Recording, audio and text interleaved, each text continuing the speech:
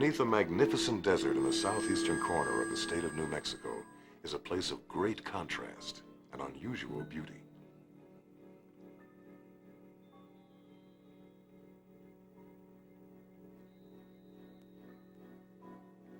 A place where true discoveries are still possible for everyone who visits.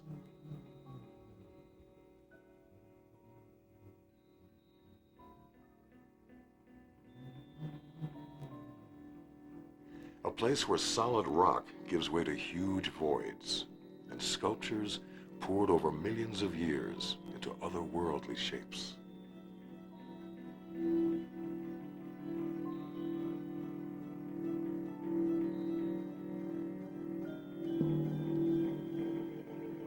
If you are willing to step beyond the familiar, join us on a journey into a realm of sights which will challenge your imagination, to a place of danger and wonder, where an unusual world is revealed, to those with a spirit of exploration.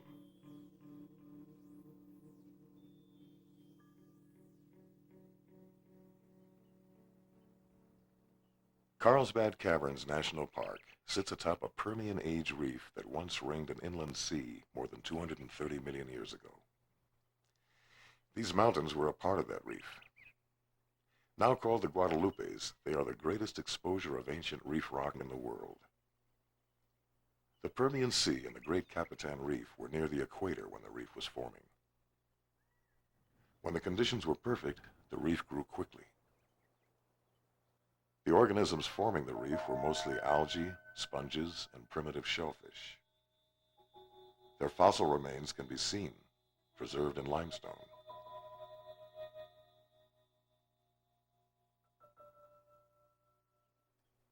They were bound together by marine cements and then compressed through the ages, forming the Capitan Massif, the limestone layer in the mountains in which most of the great caves of the Guadalupes are formed.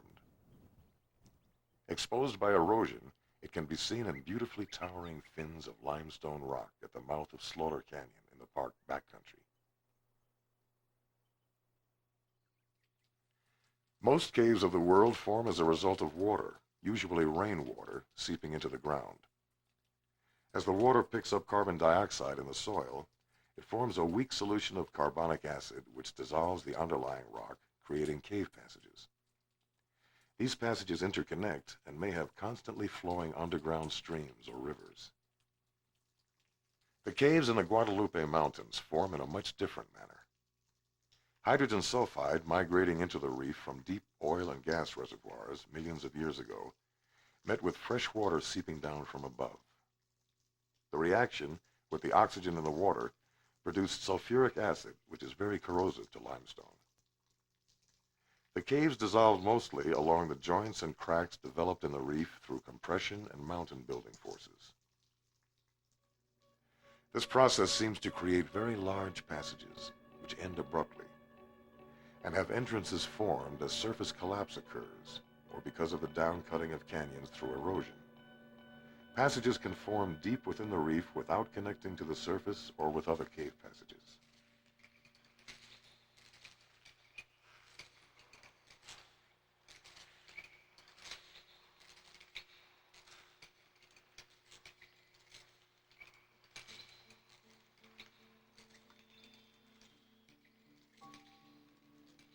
The rooms of Carlsbad Cavern and other caves in the park are among the largest known underground chambers in the world.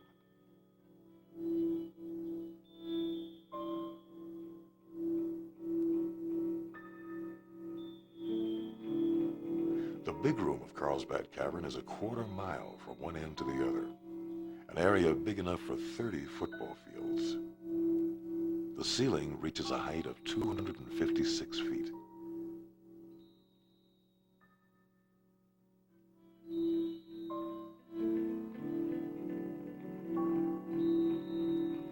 It is filled with formations of great size and beauty.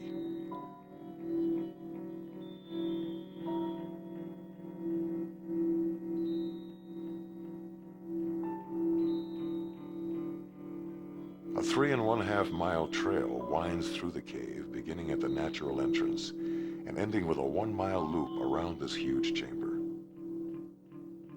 The big room can be reached by elevator from the surface, and there is wheelchair access.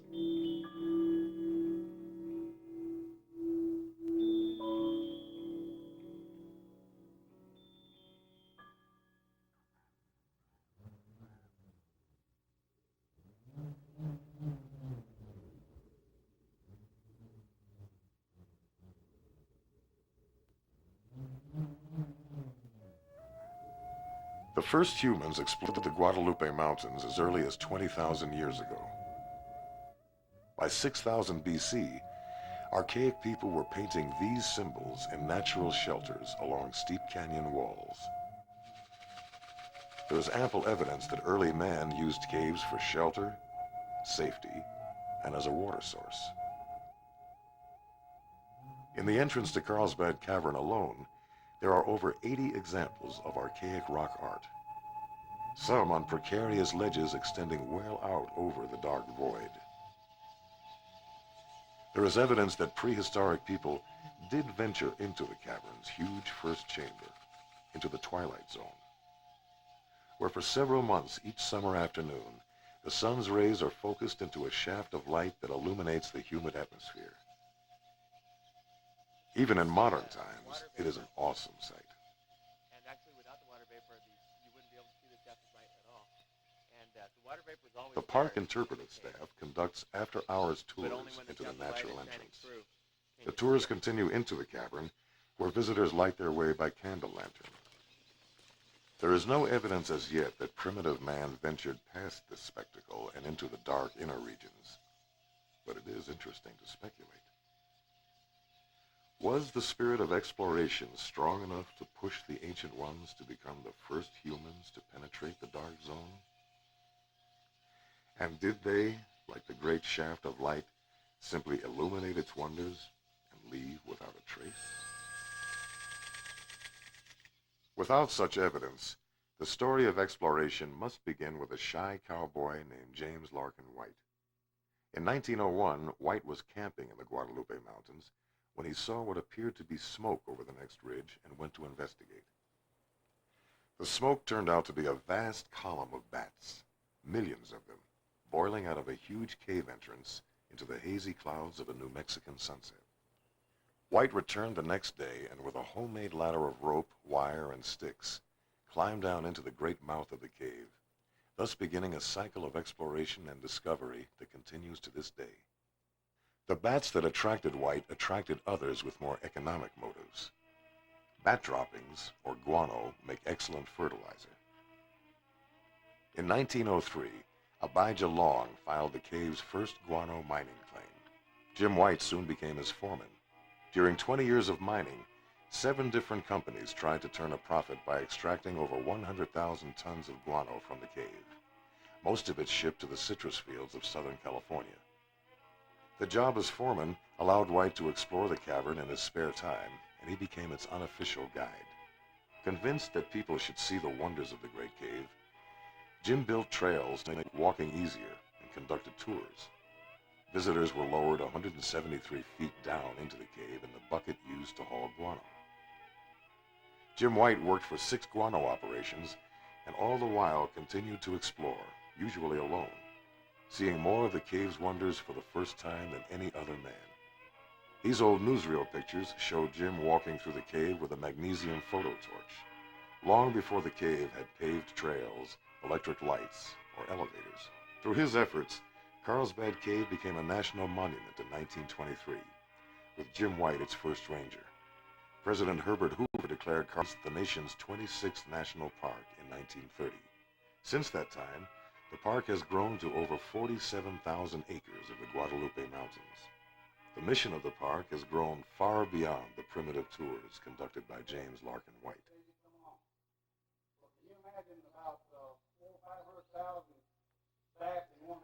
The bats which attracted Jim White to the entrance of Carlsbad Cavern have been attracting a steady audience ever since. In the summer, rangers give nightly programs about the world's only flying mammal. The aim is to dispel many of the myths about a most misunderstood and wrongly feared creature. In fact, bats, the second most numerous of mammal species, are some of the most beneficial creatures on Earth. This colony, made up of Mexican free-tailed bats, exit the cavern every evening to feed mainly on flying insects like moths and mosquitoes, snatching their prey out of the night sky using a process of echolocation. The colony spends the winter months in Mexico. They mate in the spring and return to the cavern in May to give birth and raise their young. By July, the babies have joined the flight, and the colony can number up to 1 million. They swirl up and out of the cave in a rotating column, gaining speed with each revolution until they have enough lift to make it up and over the edge of the entrance and into the desert. They will fly up to 50 miles each night.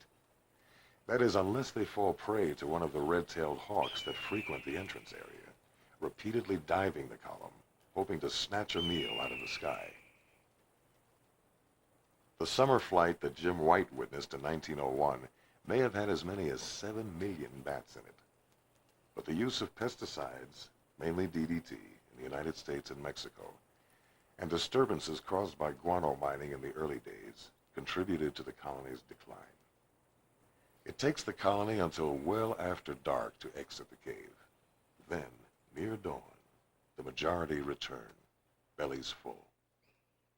Not in the wild, undulating column in which they left, but in small groups.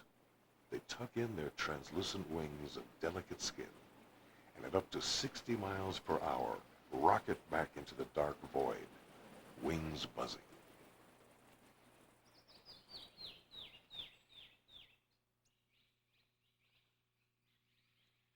While best known for its caves, Carlsbad Caverns National Park is, on the surface, a naturalist's playground.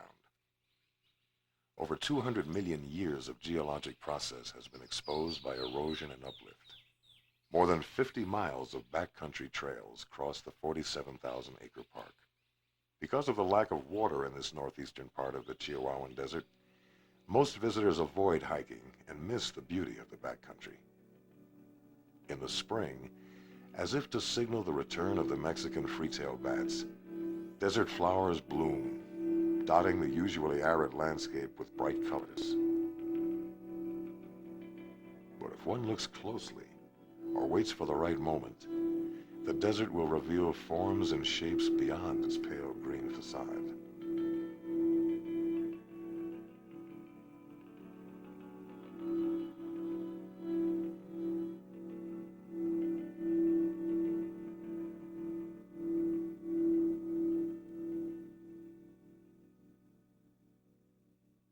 Animal life in the desert requires an even closer look.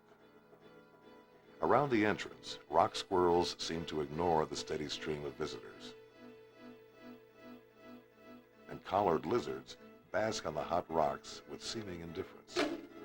But most desert animals rely on stealth and concealment to survive, so it is rare to see a Mexican tarantula or a Texas banded gecko, although both frequent the cavern entrance.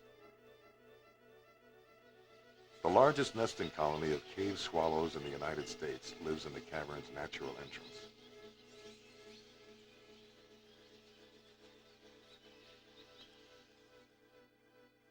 Snakes are rarely seen. Usually avoiding the desert heat, they hunt mostly at night. The long-nosed snake feeds mainly on lizards. The checkered garter snake prefers greener areas of the park. The most likely spot to see one is down at Rattlesnake Springs. Most snakes in the park are not venomous, but there are several rattlesnake species. The black-tailed rattlesnake eats small mammals like mice and sometimes lizards. It usually grows to no more than 4 feet in length.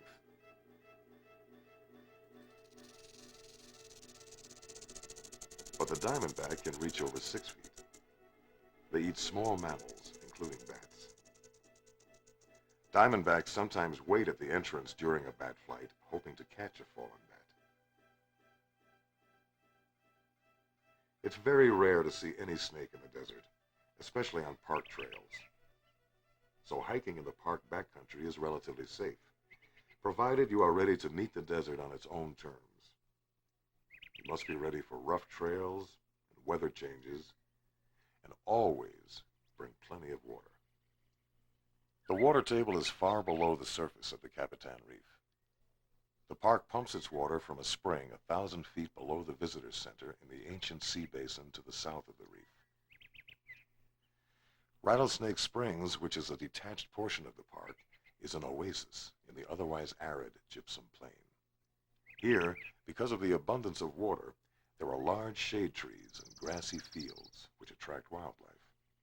The springs are on the main flyway for migratory birds between the western United States and Mexico, and are a favorite stop for bird watchers. Huge turkey vultures take the morning sun, warming their wings in the cottonwoods. A great variety of smaller birds forage for food in the cool morning light, while a hawk watches the grounds for a chance meal. The birds are most active in the mornings and evenings when the desert is cooler. And although camping is prohibited, picnics are encouraged at Rattlesnake Springs.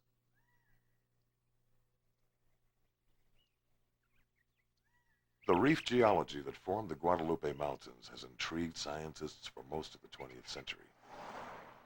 The sedimentary layers of the ancient reef can be seen in the cliff bands along the drive up Walnut Canyon, the park road that leads to the cavern.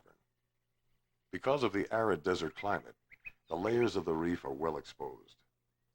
Generations of geologists have cut their teeth in this canyon. But studying the reef from the surface is like reading every 10th word of a novel. The real story of the reef is below, in 3 dimensions. The dissolution of the limestones in the Guadalupe Mountains by sulfuric acid created huge caves. About 1.5 million years ago, the process of infill began. Surface waters absorb carbon dioxide from the atmosphere and from decaying plant matter, and seep downward through cracks and along bedding planes in the limestone. The carbon dioxide combines with the water to create a weak carbonic acid which dissolves the limestone. The water, now saturated with calcium carbonate, percolates out onto the walls and ceilings of the cave. Evaporation occurs as the carbon dioxide is lost to the cave atmosphere, and calcite crystals are deposited in a variety of ways to create the decorations geologists call speleothems.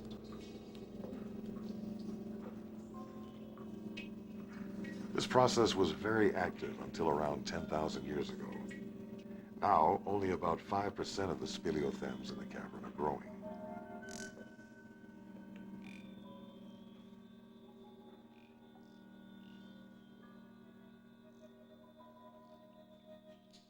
Crystal Springs Dome is the largest active speleothem in the cavern.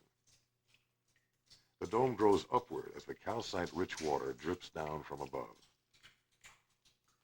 As water flows down the glistening sides of the dome, it grows outward and thickens.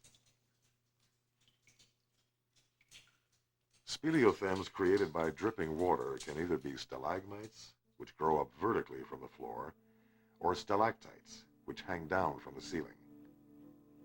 The rate of water flow determines their size and shape.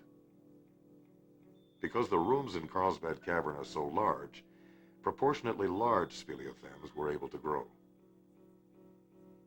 When water drips less aggressively and just the top of the formation is coated, layers of calcite stack up. The stalagmite grows tall and thin. They are sometimes called totem poles.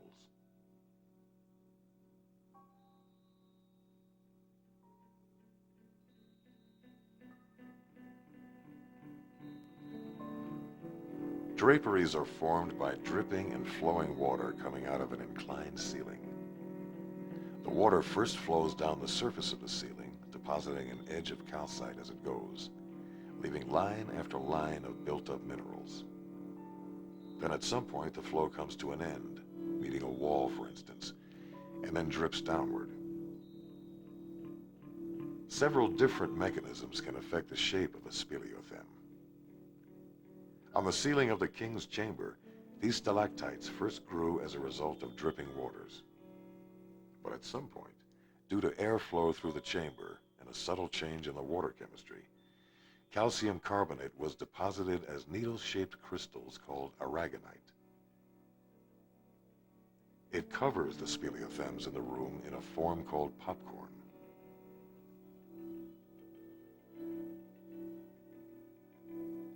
In the papoose room, dry popcorn-coated stalactites hang above an ancient pool. But in the back of the room is an area of still active growth. At one time, waters must have moved much more aggressively out of a fissure in the cave ceiling. But even now, some of the speleothems in this corner of the great cave continue to grow.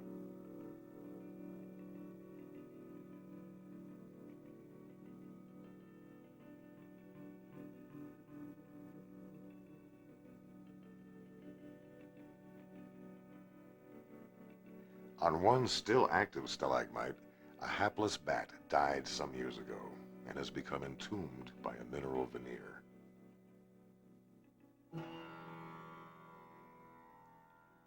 Beyond the paved trails of the normal visitor areas are rooms rarely seen.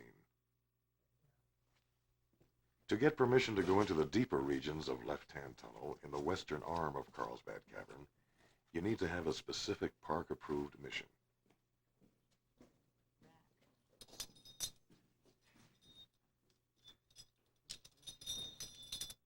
Lake of the Clouds, the deepest known chamber in the cave at more than 1,000 feet below the entrance, requires a steep 300-foot rappel. En route!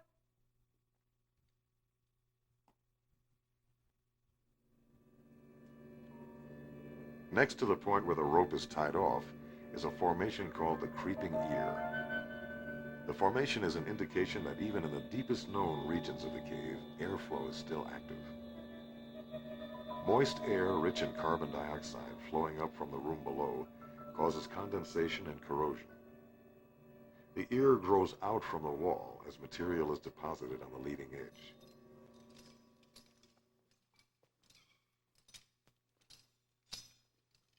Lake of the Clouds is a perched aquifer, a pool sitting high above the water table. Its signature formations, called clouds or mammillaries, are rounded clusters formed under calcium carbonate saturated water when the room was submerged thousands of years ago. Mammillaries form as repeated coatings of calcite cover a small pointed rock projection.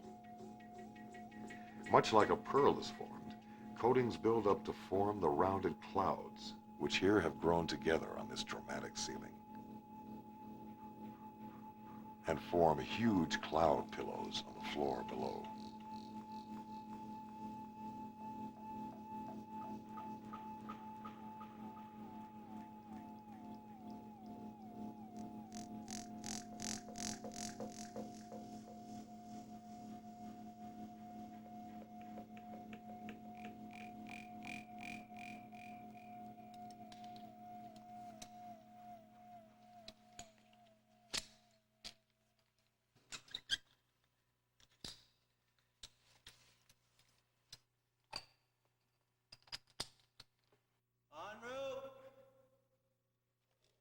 Above Lake of the Clouds is a room that, in the history of the park, has rarely been visited. To reach the storm cloud chamber requires a short hanging rope climb of 70 feet, an ascent only allowed by special permit.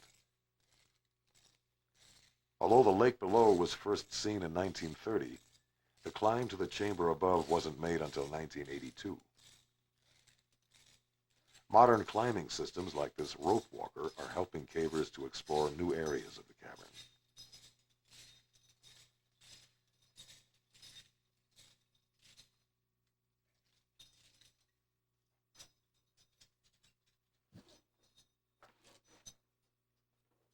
The storm cloud chamber is a beautifully decorated alcove that leads nowhere. Since it was drained before the room below, there was a longer period of time for the deposition of minerals. In the very wet environment that probably existed, a forest of delicate calcite and aragonite speleothems coated the room. Although several teams have visited here to map and photograph, their great care has left the chamber pristine.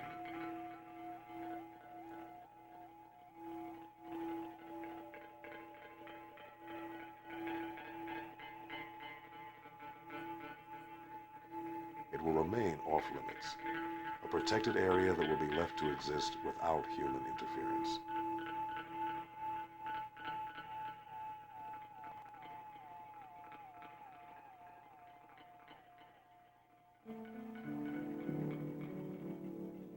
Near the Lake of the Clouds chamber and left-hand tunnel is the bell cord room.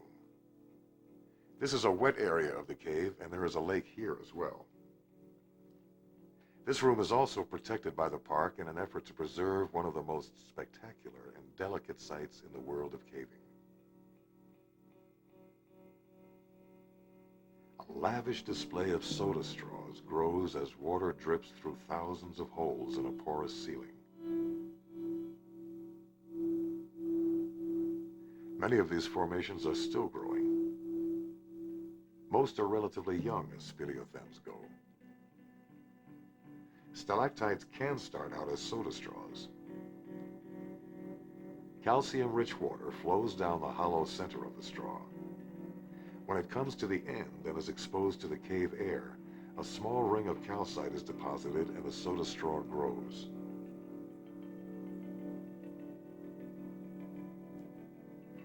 When the water emerges under pressure, the speleothem can take off in any direction, forming a seemingly gravity-defying helictite.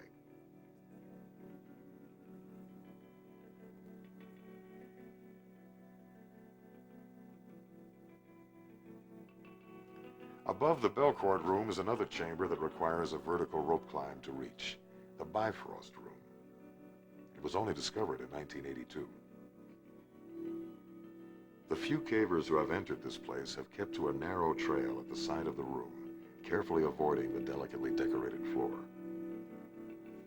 The National Park Service has determined that there is no significant scientific reason to be up here. The room has been carefully surveyed and mapped. It will be closed indefinitely. Human impact on caves has become the single most important issue for the park as management of the resource is planned and debated. Simply closing cave passages is not practical for every cave in the park. On a busy day, up to 7,000 people may enter Carlsbad Cavern either through the cave's huge natural entrance or by taking the elevator to the big room, 750 feet below the surface.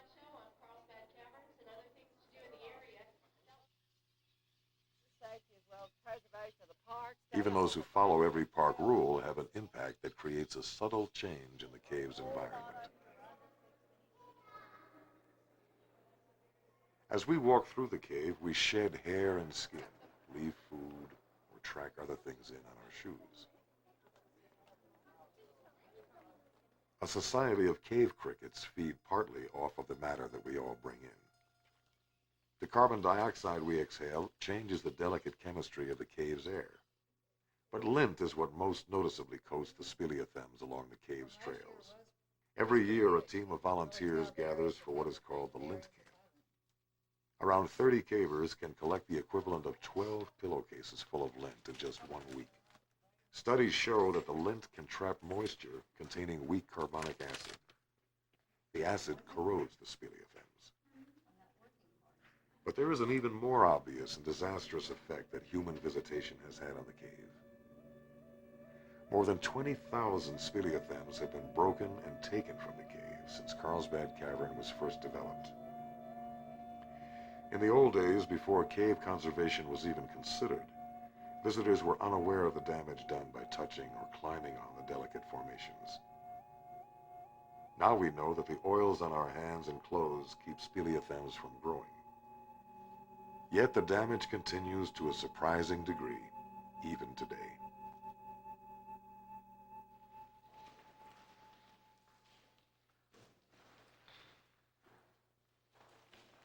Ogle Cave is on the eastern side of Slaughter Canyon. It is a short but spectacular cave with a very large main room containing huge columns and draperies. In fact, at 107 feet, the bicentennial column was once thought to be the world's tallest. But that distinction now goes to a speleothem in China, just 2 feet taller. Ogle was mined for bat guano in an era when caves were poorly regarded and cave conservation unheard of. Guano miners thought nothing of dynamiting a path through a forest of massive columns. They blew a hole right through a wall of speleothems to run a cable for a trolley to move guano from deeper parts of the room. Luckily, they bypassed Ogle's most spectacular feature, a wall of draperies nearly 80 feet high, formed at a time when calcite-rich waters must have poured out of a joint or fracture in the relatively flat ceiling.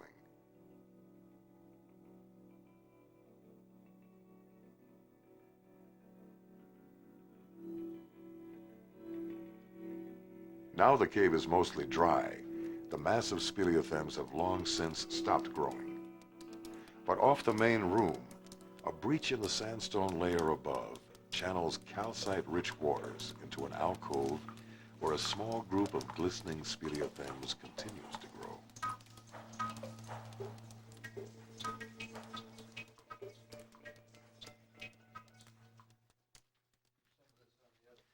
Just beyond is a man-made passage miners began in 1915, intending to tunnel out the side of the mountain to avoid having to haul guano up the cave's 180-foot entrance pit.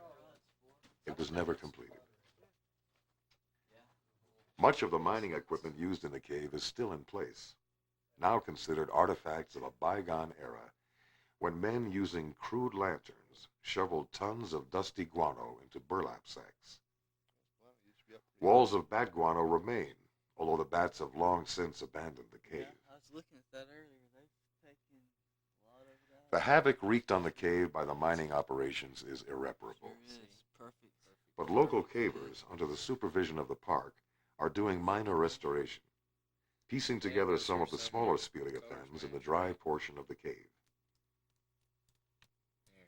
But without the flow of calcite-rich waters that formed the massive speleothems of Ogle Cave, the only reclamation the cave itself can accomplish is very subtle. Since 1915, this little drapery has been growing at the entrance to the man-made tunnel that was never finished. It is barely an inch long. About 10 miles southwest of Carlsbad Cavern, a group of visitors climb up the sloping west wall of Slaughter Canyon. The half-mile trail ascends 500 vertical feet. Led by park interpretive rangers, the group will explore Slaughter Canyon Cave. The rangers light kerosene lanterns, and the group proceeds through the area known as the Twilight Zone. Light from the entrance still penetrates the darkness that will soon be, as it is in all caves, total. Slaughter Canyon Cave is a first trip into the world of caving for most people. Here you bring your own light. The passages are unimproved. The cave is a historical site left much as it was when guano mining was abandoned here in the 1950s. Remember, I promised you you're going to be over your head in guano. You're now in the pits. 50,000 tons of bat guano were removed from the cave in 2 decades. The steep walls of this guano pile reveal the bones of countless generations of Mexican free-tailed bats that inhabited the cave. Some are the bones of a similar but now extinct species called the Constantine If you look a foot freetail down from the that guano, lived 17,000 years it, ago. the scientists, and they believe that it could be about 17,000 years ago. And the guano layer still goes underneath us. Oh, it's still deeper. Mm-hmm. Yeah. It's still deeper than this. But guano mining artifacts are not the only evidence that man has entered this cave. Deep into the dark zone, perhaps 6,000 to 12,000 years before the electric light was invented, ancient people used this cave for shelter and as a source of water. Slaughter Canyon Cave has one of the 2 oldest known examples of deep cave art in North America, and the only one in a national park. There are at least 50 figures here in an alcove with a small pool of water nearby. The actual drawings appear as pale yellow stains. Experts believe the figures to be archaic, drawn by the hunter-gatherer tribes who roamed the Guadalupe Mountains long before the Apaches arrived in the late 1400s. The black charcoal lines are a crude attempt by someone, possibly one of the miners, to outline the figures. Clues in the form of artifacts have been found in other parts of the cave, suggesting that the cave was well explored long before Western man came on the scene. On this side. The trail winds 1¼ miles through the main passage of the cave, sometimes requiring the use of hand lines up and down modest slopes. It washed away as it rolled over it. There's different theories. The other is, you see this formation? Remember we talked about the sparkles on it? Yeah. The flat crystals that look like a ridge. It is a first taste of wild caving for most people, and the cave rewards the effort. Well, the name of this formation is the Chinese Wall. But the park provides greater challenges for those with the spirit to take another step in the process of discovery underground. On a hot summer day, a group of visitors makes its way down a small canyon just off the scenic loop road. In the wash below is a cave that is for many the first real test of their spirit to explore underground.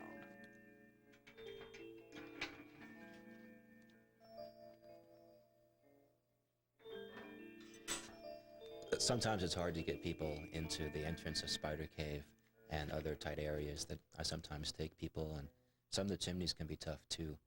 But I think myself and the other rangers that lead these trips kind of almost take a little bit of strange pride that we can talk people into anything. Spider Cave is what cavers call a crawly little cave by Guadalupe standards. In the summer, rangers lead occasional tours to the cave for those yearning for a taste of real cave exploration.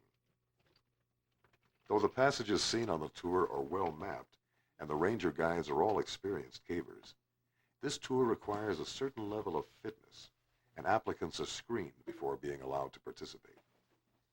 Much of the cave is formed in the Yates Formation, one layer of the reef that contains silts and clays deposited over the reef late in its development. The Yates gives the cave its red cast. It also contacts the Tansa layer, which shows up in the white dolomite walls in some rooms.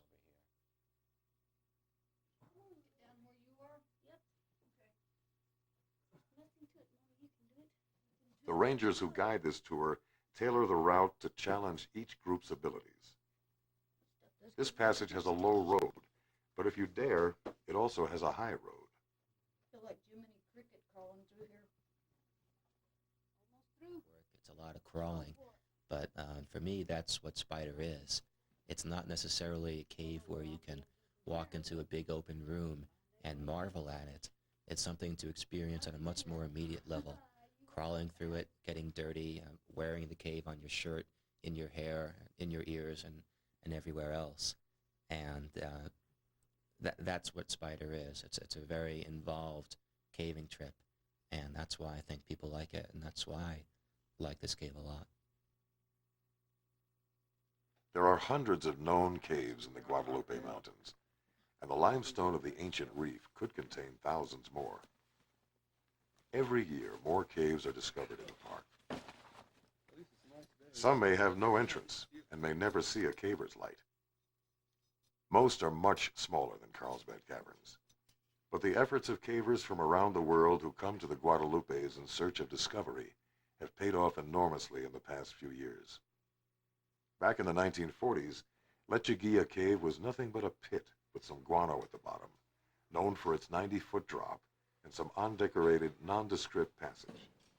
But in 1986, a group of cavers drawn by the wind whistling through the rocks and debris on the floor of the pit, after many failed attempts, dug down deep into just the right spot, and one of the world's great caves was discovered.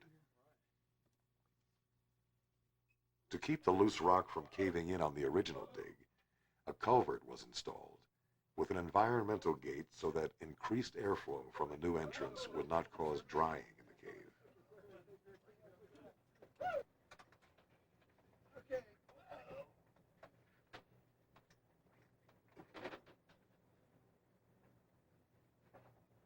Lechuguilla Cave has become one of the great discoveries in the history of caving.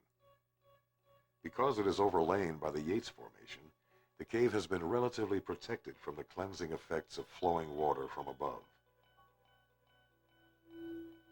Gypsum, which is a byproduct of the reaction between sulfuric acid and limestone, is still in place. Its discovery supports the theory that sulfuric acid was the agent that caused the great voids of the Guadalupes. In the chandelier ballroom, the ceiling is covered with gypsum, a great confluence of the snow-white mineral which ends in the creation of huge crystal chandeliers up to 20 feet long.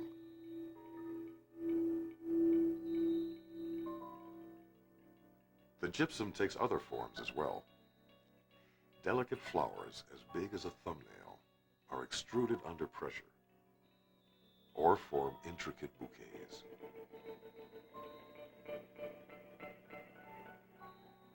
Crystalline gypsum hairs up to 30 feet long hang floor to ceiling in a room called Darktown, and sometimes, in the convective currents of airflow in the cave, weave themselves into delicate ornaments.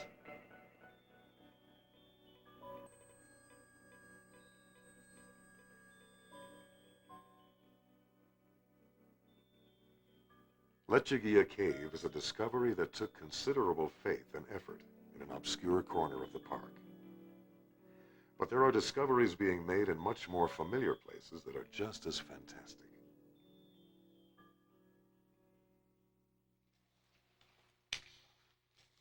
Caver Jim Goodbar climbs a rope near the top of the cross seating area in the big room of Carlsbad Caverns.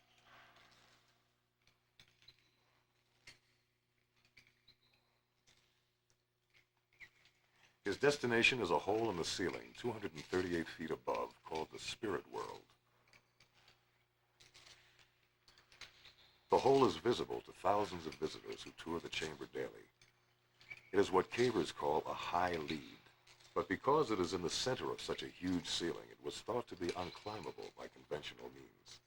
In 1985, Ronald Kerbo, then the park's cave specialist, and Michael Queen, a geologist working in the park, led a team of cavers who, with a contraption made of 80 party balloons and what looked like a huge embroidery hoop, were able to snag this stalagmite at the edge of the hole. Having done that, which took us about 5 nights to do, we now had a cord that reached from the floor up and over the stalagmite and back down to the cave floor. So we tied a climbing rope on the one end of the parachute cord, pulled on the other end, and managed to snake a rope over 222, about 225 feet up to the stalagmite, and then pull it back down to the floor, tie one end of it, and then climb up the other side. Trusting an anchor he had never seen, Kerbo was the first to climb. The climb put him in a place no human had ever been, right at the apex of the 3 great arms of the big room, several hundred feet in the air, spinning like a spider on a thread in the middle of a ballroom.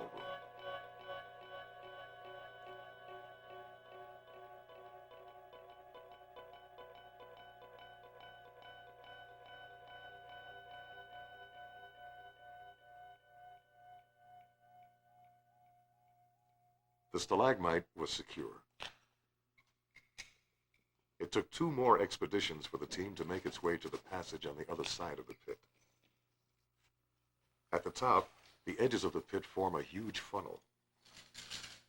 To reach the main passage, cavers must walk on an inclined floor of slippery mud and flowstone. Handlines have been set along the edge.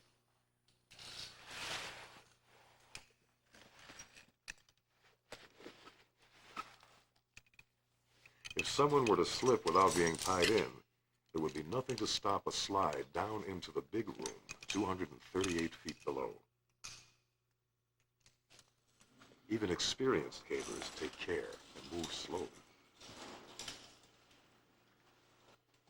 Across the pit are the chalk-white stalagmites that Kerbo saw when he made the first ascent to the room.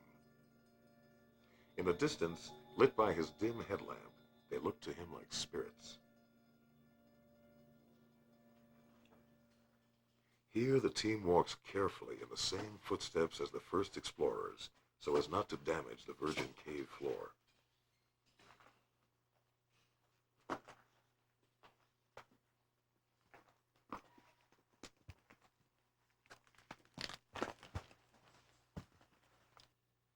Halfway down the main passage is a wall that reveals the fossilized remains of organisms that formed the fabric of the reef.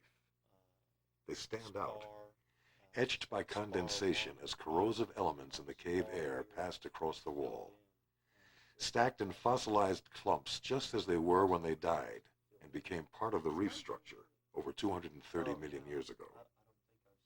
Look, you can see these tubey things, these tubey like annelid worm. The passage is littered with the remains of dead free-tail bats. Could they have been lost? Or is there another way up and out of this room? The room branches out, but only 800 feet of cave has been found up here. There is, however, a crack in the ceiling at the back of the main passage that seems too tight to pass. Cavers have seen what looks like another room beyond. Pat Cambyses thinks that she might just be able to crawl past the choke that has thwarted the men on the team. Kind of sides there. It sounds like She wriggles up into the crack, but just as it opens up, a row of delicate speleothems blocks the tight passage. It's so close. Yeah. It's so close. By breaking the formations, she could get through. Rather than damage the passage, she decides to retreat. It's tight. It's so close. That kind of makes me feel Better, it's a consolation, sort of. But some of these things look like there's been a fair amount of air going through there at one time or another. The spirit world isn't very long, nor is it as well decorated as some other portions of the Great Cave. But it, as much as any spot in the park, typifies the spirit of exploration that has made Carlsbad Caverns National Park such a special place.